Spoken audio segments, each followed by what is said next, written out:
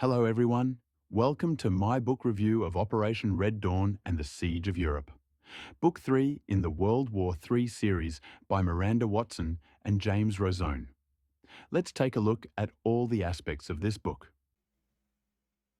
Hey everyone, hope everyone's doing happy. Hope you all are doing blessed, doing safe, doing well, and doing absolutely great. This is my book review of Operation Red Dawn and the Siege of Europe, Book 3 in the World War III series. This series started with Book 1, which was titled Prelude to World War III, The Rise of the Islamic Republic and the Rebirth of America. And then it moved on to Book 2, which was titled Operation Red Dragon and the Unthinkable. And now we're in Book 3, which is Operation Red Dawn and the Siege of Europe. I absolutely loved books 1 and 2. Okay? I thought books 1 and 2 were a good balance of many things that were going on, and they made things realistic while at the same time making them futuristic. Book 3 is kind of a disappointment. Okay? Don't get me wrong, I still enjoyed it. But I honestly was expecting more after the end of book 2. Okay, just to be completely honest with you. But we'll get into more of that in the book review. So, what I'm going to do is, first off, I'm going to tell you how we got to this point in book 3. Which means I'm going to have to describe a few things that happened in books 1 and 2. So, from this moment on, I will be adding a spoiler warning to the entire review. If you see this symbol, you could be spoiled. When this symbol goes off the screen, that means that spoilers are done, and I'll just give you my score. But the way we're going to do this for the book review, first off, I'm going to just basically give you the overall information of the book. All right. That's basically what I'm going to talk about the chapters. I'm going to talk about how many pages it is and anything extra that you need to know before going into buying this book.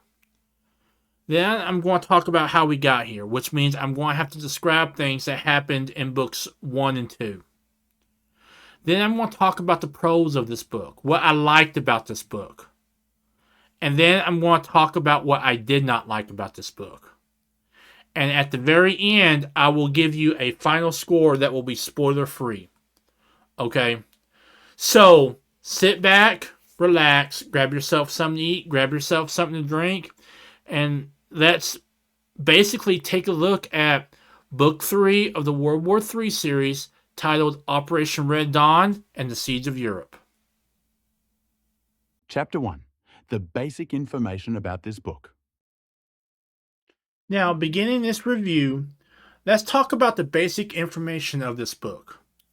So, the book title is Operation Red Dawn and the Siege of Europe. This is Book 3 of the World War III series by Miranda Watson and James Rosone.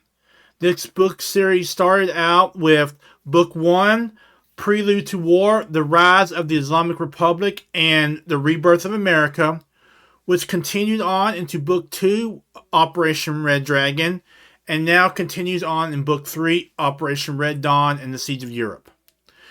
This book has 208 pages long, and that does include an abbreviation key and notes from the editor. And this book is officially 37 chapters long. However, that number is very misleading, and I will be talking about more of this later on. But some of these chapters are maybe 1 page long, 2 pages long. While there are longer chapters, many of these chapters are maybe 1 to 2 pages long. So while it does officially say there is 37 chapters in this book, when you think of chapters as being more than 1 or 2 pages long, if you buy this book thinking that, you're going to be very surprised to find that there are 1 to 2 page chapters in this book. Chapter 2. How did we get here in the story of this book? Now, in this section, we're going to talk about how we got to this point in Book 3. Okay? What all led up to Book 3. And one more time, I want to warn people. There will be spoilers for books 1, 2, and this book, book 3 in the series. From this moment on, possible spoilers for the first 3 books of the World War III series. So if you do not want to be spoiled, if you absolutely hate spoilers, whether it be in TV, movie, or books, stop watching this review and skip forward until to my final score part of the video. When you see this symbol gone, that means that the spoilers are over and there will no longer be spoilers in the review. So, final warning. 5, 4, 3, 2, 1. Okay, you've been warned. So, we started off in book 1, the Prelude to War, the rise of the Islamic Republic and the rebirth of America. In book 1, things were not going good for anyone. It started with a nuclear exchange between India and Pakistan. All right. And that nuclear exchange led to many countries in the Middle East becoming one super country, which they called the Islamic Caliphate. All right. And like America, they were on the rise. You know, they had all the oil. You know, they were getting help from Russia and China and all this stuff. And while they were getting oil and stuff, Russia and China were basically building up their own militaries. And in book 1, you really see the buildup, okay? But while all this is going on, the United States is going down some, okay? I mean, you've got massive debt crisis going on. You've got all kinds of stuff going on. And just as the Islamic Republic is rising and the United States is falling, a president comes into office that basically changes the game, okay? A president comes in that basically changes everything. Now, this president's name is Henry Stein. And to be completely honest with you, he reminds me a lot of Donald Trump. And I'm not going to get all political in this.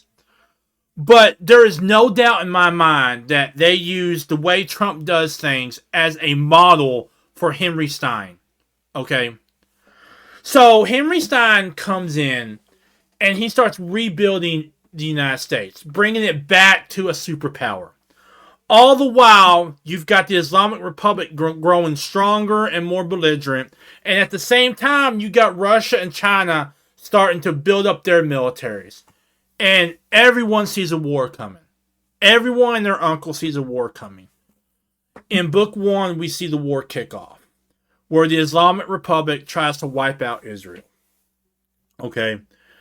In response, the United States, now armed with drone tanks and drone aircraft and all this futuristic technology that seems plausible, okay, especially in today's world, responds, and we send over military forces. We even start a draft because at some point in the fight, we get so low on our military forces that we actually start a draft. Okay. And at the same time, Russia launches an invasion of Europe, trying to get back many of its territories, like the Ukraine, like Latvia, so forth and so forth. And I know this seems very, very reminiscent of what's going on in today's world. Okay. So, at the end of book 1, you know, we're finally winning the war in Israel. We're starting to push back the Islamic Republic when the unthinkable happens. 2 ships carrying nuclear warheads detonate on American soil. So at the end of book 1 and into the beginning of book 2, we see the result of these nuclear bombs going off. One's in New York and the other one is in Baltimore. And they are absolutely devastating. Well, the nuclear response by the United States is is equally, if not more so, devastating. Whereas only 2 nuclear bombs went off in America, Stein, wanting to send a message, sends hundreds of nuclear bombs towards what is the Islamic Republic.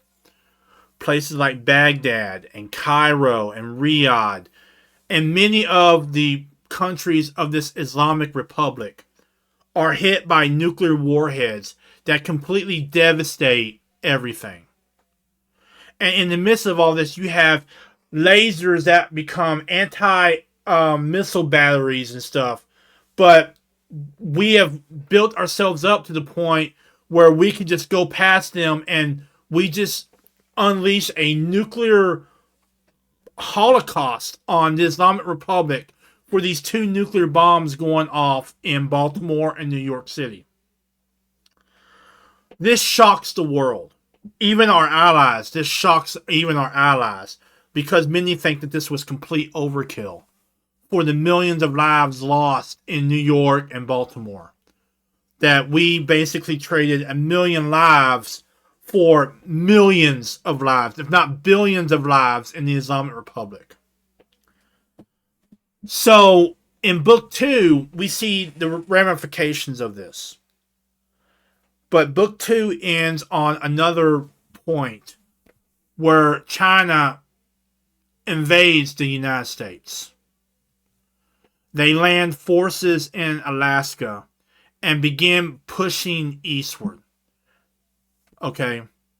And at this moment in the book, the United States now not only controls the continental United States, Hawaii, and Alaska, we also now control Canada and Mexico.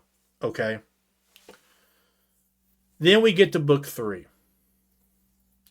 And I'm not going to spoil much about Book 3, except that compared to Books 1 and 2, Book 3's story is a little bit different. Okay? Its focus is not so much on the military aspects of everything, but it's more political than the first 2 books. Whereas the first 2 books had politics in it, Book 3 has a lot more politics in it than Books 1 or 2. Books 1 or 2 were more focused on the military. Book 3, I don't know if they just didn't know what they wanted to be, if they wanted to be more of a political book than the first 2 books, more of a scientific book than the first 2 books. But that's what Book 3 is, Operation Red Dawn and the Siege of Europe. You have moments of intense military action, but then you kind of switch over at the drop of a hat to a more political setting. Okay, in the wake of what President Stein did in response to the attacks in New York and Baltimore. Chapter 3, what I liked about this book. Now that we know how we got here, let's talk about what I liked about this book. So the first thing I liked about this book was the action. The action is good and realistic. I mean, you've got guys using exosuits, which are basically in development now. You've got the use of cyber warfare. You've got drone tanks, drone aircraft fighting on both land, sea, and air. Okay, so the use of drone warfare, the use of cyber warfare techniques, the actual action between soldiers on the ground is very realistic. And basically, it's almost like looking into the future of what the future of war could be. Okay. I mean, they did a great job of capturing what's going on the ground, even with everything that has advanced, from drones to cyber warfare, you know, the role of manned fighters in the future. No, they even got, towards the end, soldiers wearing exoskeletons, which we know are in development for the U.S. military, as well as probably other militaries worldwide.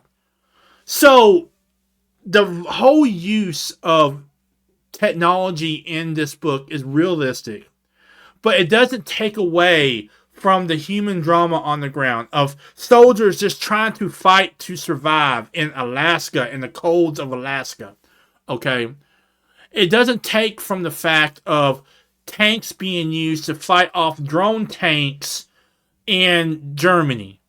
Okay? So the use of technology, the use of what was basically the future of warfare is very realistic, and they did a great job on that. But they also balanced it with the human aspect of warfare that is going to be there. Even with all the technology, you're going to have the human aspect of warfare.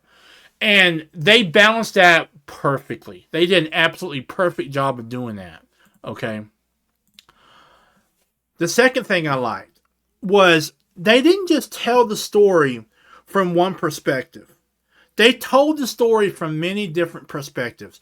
Whether you're talking about President Stein, looking over the results of the nuclear strike, or President Stein looking over what's going on in Alaska and Europe, whether you're talking about the Japanese Prime Minister, whether you're talking about a simple ground soldier who's being transferred from one battlefield to the other and has to adapt to all these technologies, whether you're talking about another soldier who's basically just trying to fight to survive, whether you're talking about even the opposing political party to President Stein, who wants to end the war, who thinks he went too far with his nuclear strike on the Islamic Republic.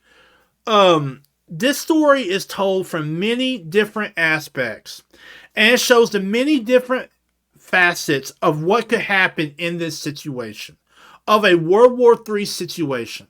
And this is continued from books 1 and 2, okay? Book 3 does that. And I enjoy it, okay? I enjoy seeing all the different aspects of this type of war, this type of warfare on everyone, from not just the higher ups, but from people just trying to live their lives and trying to get through things and worry about their family being deployed and stuff like that. So the fact that they did tell this from many different aspects of society is such a bonus for me. Okay, that they did not just linger on the military or the political, but all aspects of society. Okay, whether you're talking about a simple guy on the ground just trying to survive, whether you're talking about someone worried about their family who've been deployed, whether you're talking about a woman who's trying to figure out how she's going to rebuild her life now that their home has been completely destroyed in the attacks. I mean, it really does focus on all aspects of society. Chapter 4. What I did not like about this book.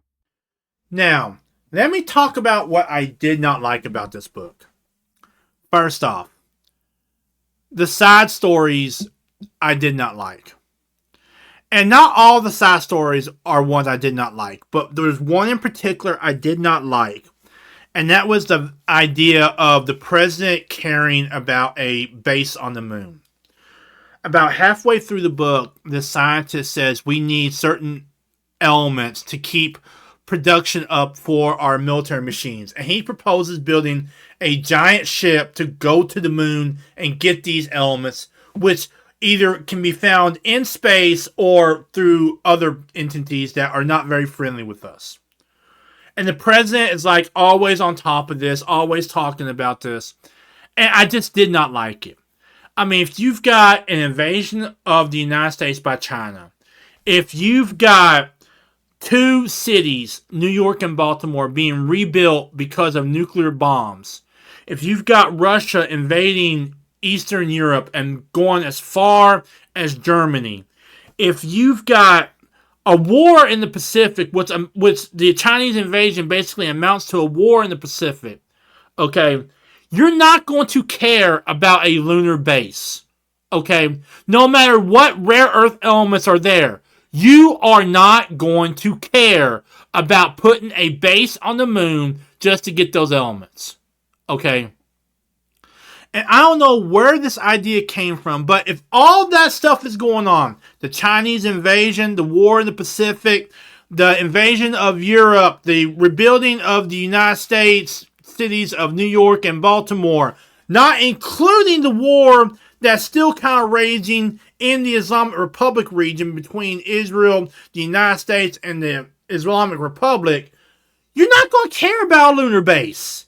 That'll be the last thing on your mind. If they just mentioned it once, okay, and if the president went and said, okay, I want you to get a team together and start coming up with plans to get us some type of mineral station on the moon, and then just left it at that, I could accept that. But they kept on coming back and talking about it. Every time this particular scientist came back and was on the book, or the president would ask him about plans for this lunar base, about plans to get the minerals from the base to the moon. And I just kept on thinking, this would be the last thing that a president cares about when everything else is going to hell in a handbasket. I mean, no president in their right mind is going to care about a lunar base when the country is being invaded, when the country has not only been attacked by 2 nuclear bombs, but also there are agents within the United States who are also launching like counterattacks and stuff like that. And then you've got the war between the IR and the Americans and Israel. Then you've got Russia, trying to invade all of Europe and making it as far as Germany. No president is going to care about a lunar base. He may have like an aide look into it and stuff like that, but he ain't going to care about a lunar base until at least half of these problems are settled. Okay? Until at least half of these problems are settled, he ain't going to care. And he just kept on coming back to it. I mean, every time the scientist was in the book, he would first talk about the new technology they were coming out with to fight the war. And then the president would ask him about this lunar base. And I'm just thinking, why does the president care about this lunar base so much? Yes, I get it. There's minerals up there that we need. But seriously, he's got 20 million things on his plate. He would not care about a lunar base. He would give it to some intern or some general or something to take care of. And then give him like reports on. If they just mentioned it once or twice. Okay, like, General, do you have the reports on that operation that I put you in charge of? Then I could have like been like, okay, the president's keeping an eye on it, but that ain't his main focus. But in this book, it felt like they were splitting President Stein's focus between this lunar base that probably wasn't going to be ready for another couple of years, and the war that was happening right now, as well as the reconstruction that was happening.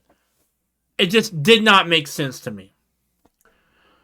The second thing I didn't like was this book was more political than books 1 or 2.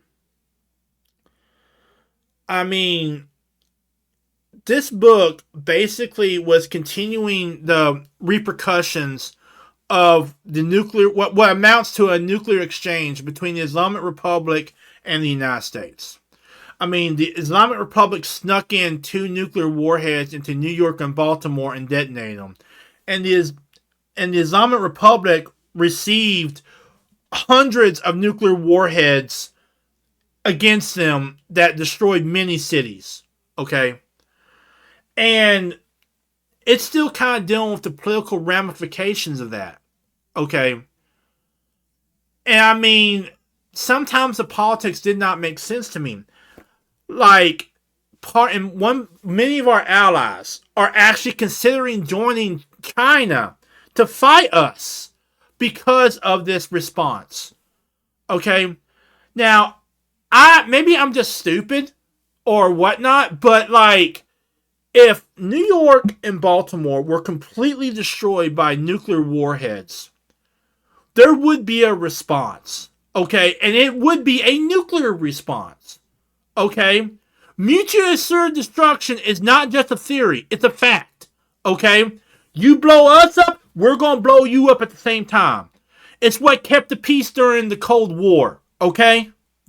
So these countries thinking that we weren't going to respond massively in a nuclear response just does not make sense to me. Okay? And I think it was just a reason that the authors put in there for many of these countries to join China against the United States. Okay? Another thing about the political side of everything is that in this book, you actually get a opponent to the Stein administration. Okay? Because not only of the wars that are raging, but because of that nuclear response. And I'm just sitting here thinking this opponent, I'm not going to say her name, but this opponent against the Stein administration, there ain't no way anyone would be listening to her if the United States was being invaded, if you had 2 nuclear bombs go off on American soil, let alone the thousands of smaller attacks that happened in American soil. And this woman's talking about peace and negotiating with our enemies and all this other stuff. And I'm just listening to this thinking, there ain't no way that anyone would listen to her. Or him, or whoever, There ain't no way that they would. Okay? And so, maybe I'm just stupid or whatnot. I just did not like the political aspect of this book. Because it felt a lot more political and really drove the story away from what I think was the important part of the story, which was all the military action that was going on elsewhere. Okay? And I don't know, just at times, it felt like the political side of things was just meant to fill pages. And really, that could be said for the whole lunar base thing. Okay? I really felt that. That the political side of this was just there to fill pages. Okay? Now let me talk about the chapters. And this is the third thing I did not like about this book, was the chapters. Now, I said earlier in this review that there were 37 chapters. That is very misleading. Because there are many chapters in this book, especially as you get towards the end, that are maybe 1 or 2 pages long. Okay? Now look, I like chapters that are reasonable. 6 pages long, 7, even 10 pages long. I like if chapters have breaks in them where, it shifts from one perspective to another midway through. Okay? As long as a chapter length is reasonable, it's a good chapter to me. Okay?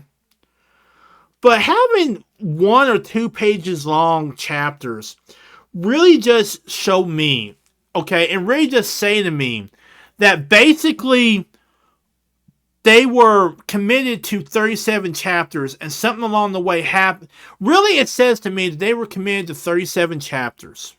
Okay? And that somewhere along the way, maybe they couldn't fill all the chapters. So instead, they started taking these 1 and 2 page segments and making chapters out of them.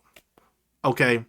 I'm not saying James Rozone and Miranda Watson are not good writers. I just think somewhere along the way, they started making 1 and 2 page chapters because they committed to making a book of 37 chapters long. Okay? And that somewhere along the way they couldn't do it with the story they had in mind. So they started making these sections that were 1 or 2 pages long of chapters. Now, there are chapters that are like 10, 15 pages long. But towards the end, it seemed like all the chapters, except for maybe a few, were just 1 or 2 pages long. And it just seemed to me like the chapters were way too short, especially towards the end. And really, they did not find a good balance of chapter length versus getting to the next chapter. And honestly, it felt like that they committed to 37 chapters. And their story did not allow for 37 chapters. So they took these small sections of 1 or 2 pages and made them chapters. And now I want to talk about the fourth thing I did not like. And this is not really a bad thing, okay? But I do think that it should have been in there. And that is that I think that there were times in this book where maps were needed.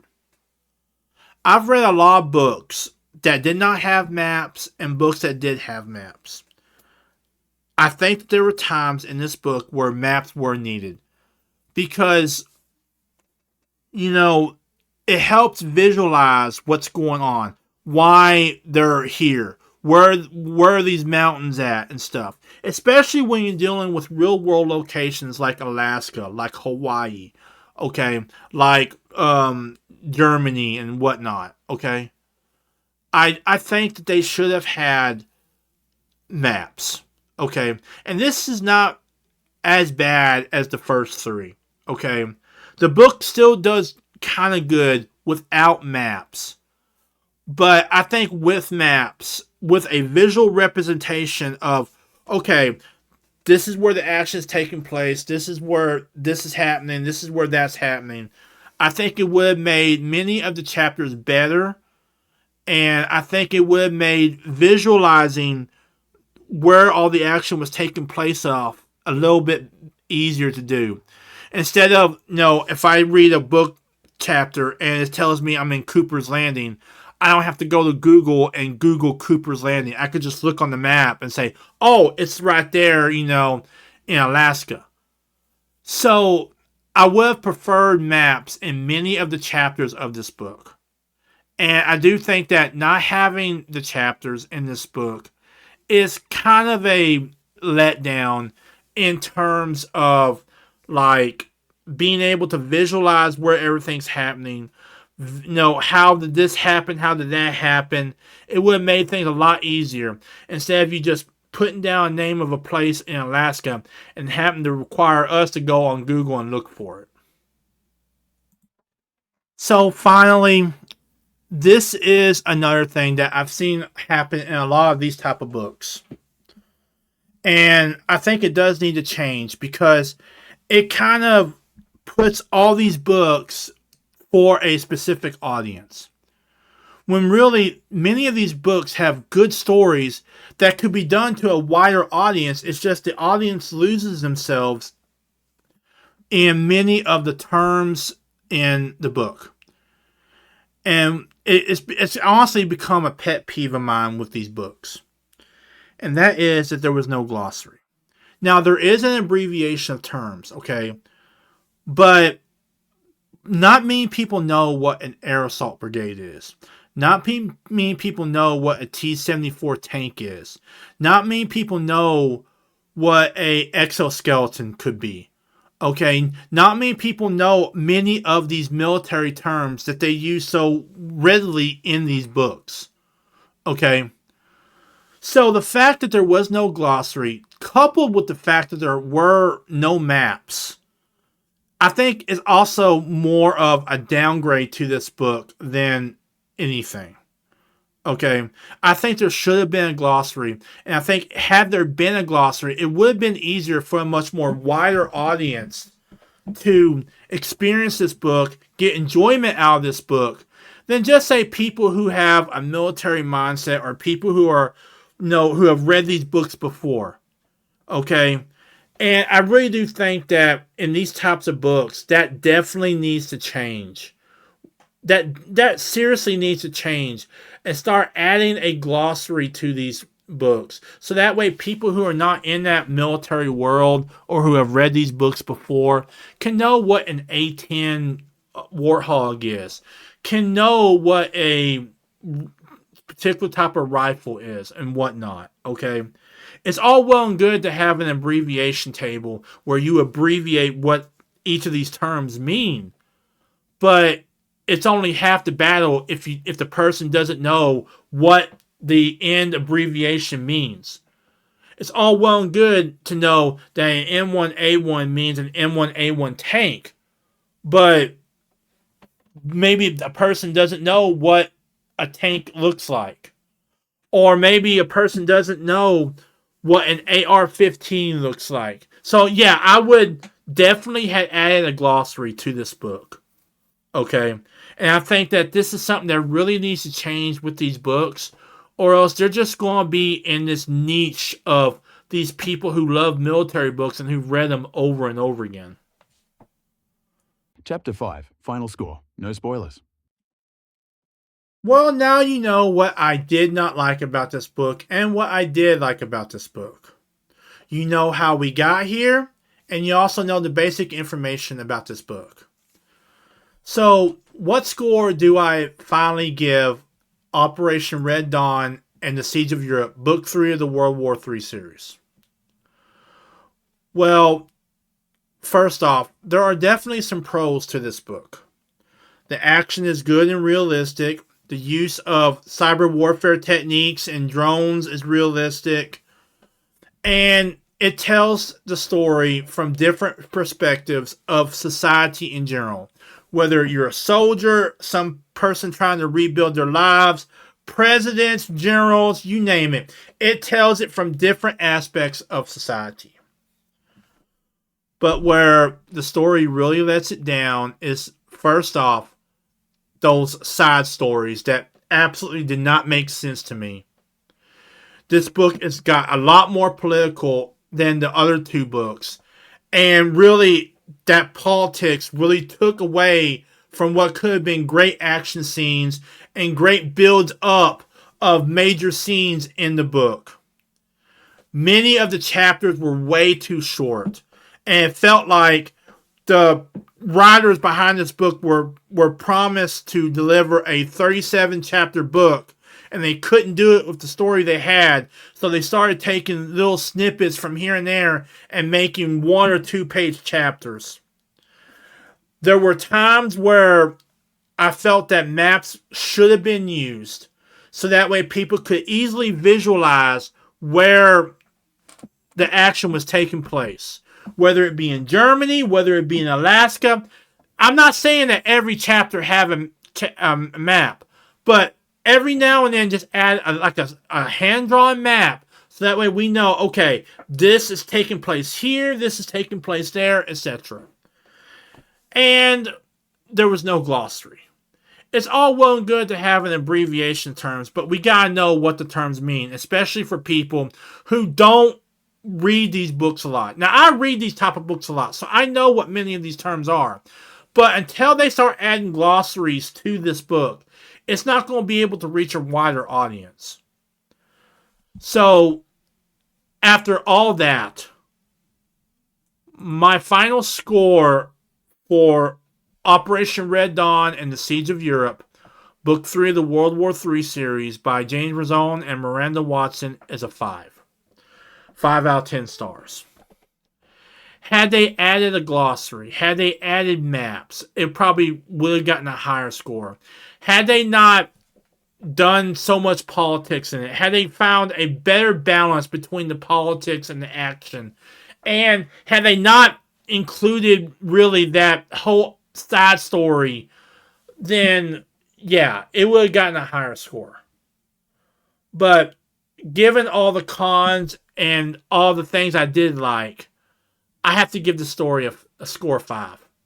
5 out of 10.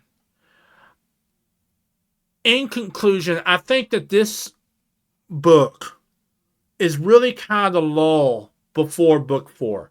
I've not read Book 4. I haven't even bought Book 4. But after reading Book 3, I'm kind of wondering if I even should buy Book 4, to be honest. Okay? I mean, this series started out great. Okay? You had, America rising from the ashes. You had the war and all that stuff. And then Book 3 comes around and you're expecting more of the same. And what you get is something that really takes you out of the story entirely. Okay? Things that don't make sense and all that. So, yeah. After everything I've read, this gets a score of 5 out of 10. So, really, in the end, this book is probably the weakest of the 3 that I've read so far in the series. Okay? And I'm just kind of hoping that this is kind of a lull in what is to be a great series. But after reading this book, I'm kind of wondering if I even should buy Book 4, which is titled Cyber Warfare and the New World Order World War III Series Book 4. I mean, I'm really am kind of wondering if I should even buy it after reading book 3. Okay. So at the end of everything, World War III series, book 3, Operation Red Dawn and the Siege of Europe by Miranda Watson and James Razone gets a 5 out of 10 from me. But look, I hope you guys enjoyed this book review. I hope you check out some of my other book reviews over on YouTube as well as Rumble. You guys take care of yourselves, watch over each other. Y'all be groovy, y'all be cool to one another. And I will see you guys in the next video and in the next stream. Laters. Well, everyone, that was my book review. I hope you enjoyed it. Please check out my other videos, including gameplay videos, episodes of the Geek Report, book reviews, and special commentary over on YouTube and Rumble. Also, let me know what you think on X. I will see you in the next video and the next stream. Laters.